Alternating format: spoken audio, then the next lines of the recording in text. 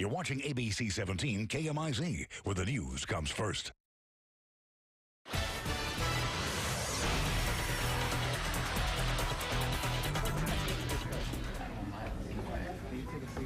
My man.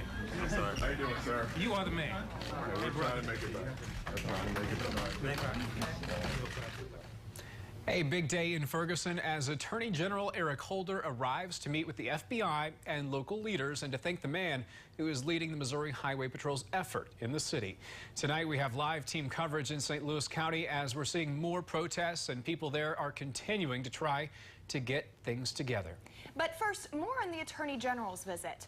President Obama sent Holder to check on the civil rights investigation into the shooting death of 18-year-old Michael Brown. Holder promised community leaders he has the government's most experienced agents and prosecutors on the investigation.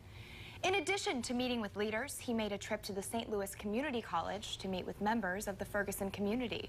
About 50 people showed up to meet with the Attorney General. Other people gathered around Prosecutor Bob McCullough's office. McCullough presented some evidence to the grand jury today, but the decision may not come soon. The grand jury will decide if McCullough will charge Wilson with a crime.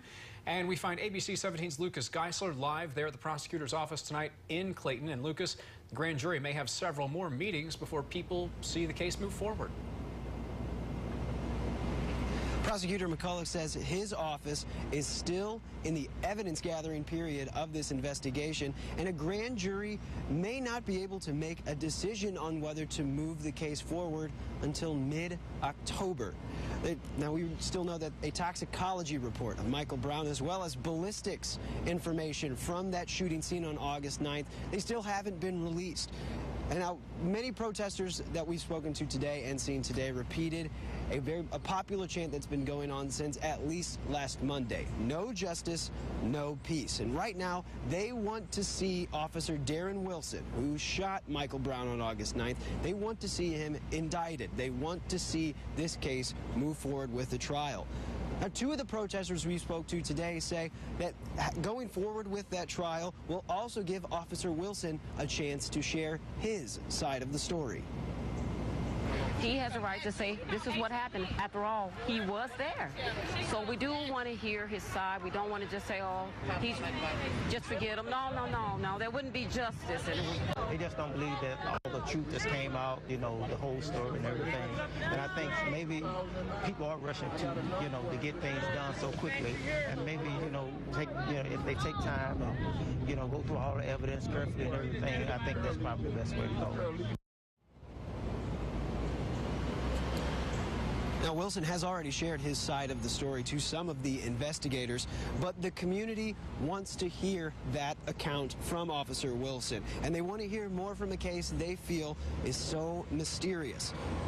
Those two protesters we talked to say the longer that this investigation goes without any updates, the more potential there is for further rioting. Reporting live in Clayton, Missouri, Lucas Geisler, ABC 17 News. And while the unrest in Ferguson continues, classes are delayed for students in the school district, and some parents are scrambling to rearrange their schedules. ABC 17's Jillian Fertig joins us live at the Ferguson Public Library tonight, where teachers and volunteers have been spending the last 2 days teaching kids and providing lunches, since school now won't start until Monday. Jillian, the library was packed with a huge turnout tonight. Well, Dana, just an hour ago, this parking lot was jam-packed. There were more than 100 students in this library earlier today. Now, they were divided up by grade level, and teachers were here. They were giving lessons in all subjects, and there were also volunteers on hand to help out with arts and crafts and other activities. The doors at Griffith Middle School and all schools in Ferguson Florissant remain closed as a safety precaution as unrest in the area continues. Parents of students say they've had to replan the entire week since their kids were supposed to be in school. It's just really not fair to the children at all. Other parents say they're doing some schoolwork at home until school starts Monday. Well, we've been, tracing letters and knowing left and right. And like when I do laundry, I have her to separate all the colors for me, because she's just going to kindergarten. So I try to do, some kind of educational thing. And Jessica Duncan's 5-year-old daughter, Messiah, says she just wants one thing.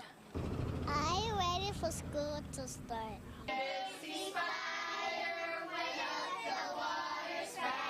This afternoon, teachers and volunteers created a learning environment at the public library. The kids are really the ones that are impacted a lot by this, and not being able to go to school is, it's not their fault, and they deserve to be able to come and learn. More than 100 students were divided by grade level, and teachers taught students all subjects while volunteers helped out with arts and other activities. A lot of parents need a place to bring their kids, if they have work or anything like that, so I think this is amazing that they've brought everybody together like this. The library opened up extra rooms for the overflow of kids. Volunteers here tell me they'll be out here from 9 to 4 every day for the rest of this week, and local food companies, as well as the district, says they'll continue to provide lunch this week. Reporting live in Ferguson tonight, Jillian Ferdig, ABC 17 News. Thanks, Jillian. And Lucas for the team coverage tonight in Ferguson. We're going to keep monitoring significant developments in this case, like that when the grand jury makes its ruling, now expected to be as far off as into October. And we'll keep you updated on our news and in our special section of Ferguson Unrest on ABC17News.com.